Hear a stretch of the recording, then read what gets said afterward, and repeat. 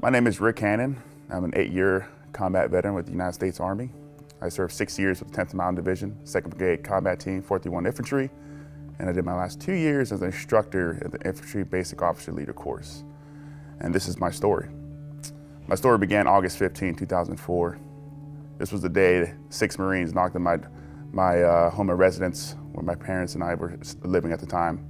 At the time, I wasn't in the military, but I had an older brother who was serving. He was on his first combat tour in Iraq during the Fallujah offensive. Not knowing what was going on, I opened the door and I saw 6 Marines standing out there in front of the door. Soon it dawned on me that these individuals were here as a representative of my brother. So my brother was killed August 15, 2004 while serving in Iraq during the Fallujah offensive. He was deceased via VBED, which is a vehicle-borne IED. At that time, I still was trying to grasp the whole ramification of what was happening. It took a while of me kind of just figuring out and going through the grieving process. At that time, I made probably the most selfish decision, at least toward my parents, and I decided to serve in the United States Army as an infantryman, just like my brother, he did in the Marine Corps. I signed up and I essentially went off to boot camp June 5th, 2005, and I went on 2 combat tours to Iraq, 15 months during the OIF, during the surge, and then a second deployment 2009, 2010. The reason I served is because I was trying to figure out what was going through his mindset on the ground. I was trying to see if I could get some closure. I was trying to seek some understanding of what it's like to be in war. Obviously, I put my parents through a lot of grief of doing so.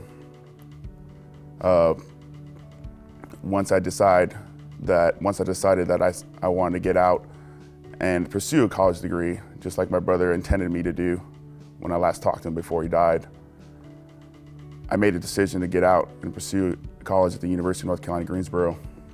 I used the post 9/11 GI Bill, and it was a great incentive for me to do so because I never realized that it would be so easy to just enroll in school with just, just a piece of paper, essentially.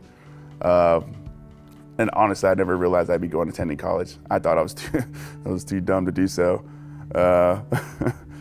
But I enrolled in the University of North Carolina, Greensboro, with the post 9/11 GI Bill, and it's been a help ever since. At that point, it was like I was on another deployment. And when I say that, it's because it seemed like another foreign environment. I was so disconnected with civilian life that I didn't know how to come back home. I didn't know how to have that peer connection and that support. And all I could think of was the camaraderie that I was missing, the brotherhood that I've always known.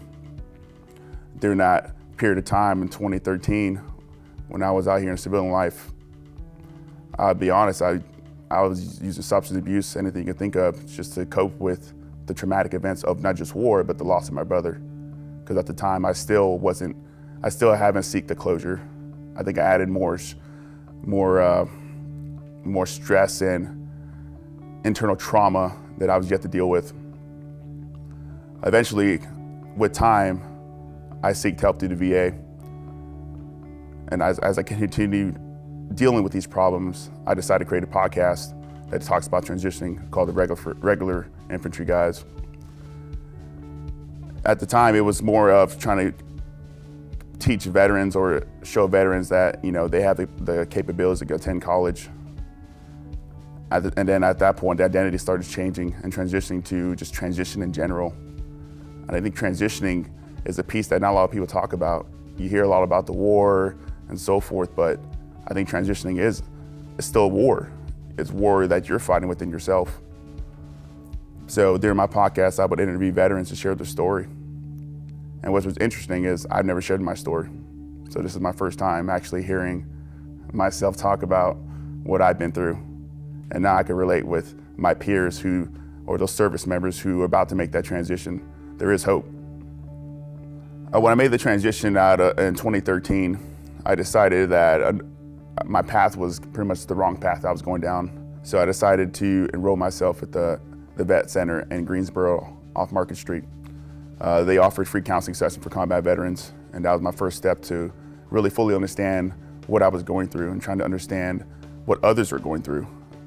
And what I was really trying to figure out is, or really I was trying to understand is, how can I help others when I couldn't help myself? So when I created that podcast, it was meant as a platform for veterans to share their story. What is their transitioning like? What is their day-to-day? Did they have support? Were they single? Were they married? What was the obstacles you had to overcome? As I went on hearing their stories on my podcast, I realized maybe I need to get help. Maybe I need to stop hiding behind this facade of strength and this warrior culture of balling everything up and seek help. You're not alone. You may feel like you are, but there are civilians within your community who want to help you. You just got to make sure that you don't disconnect yourself from the outside world. There's more to outside the military. You just got to open yourself up and be vulnerable and seek help that you need if you need it. Another option for veterans when they make the transition is link up to your local nonprofits or your VAs within your area. They'll be able to help you provide those transition services when you come home and make that burden a little less difficult, and especially for you and those who have a family. My name is Rick Hannon, and this is my story.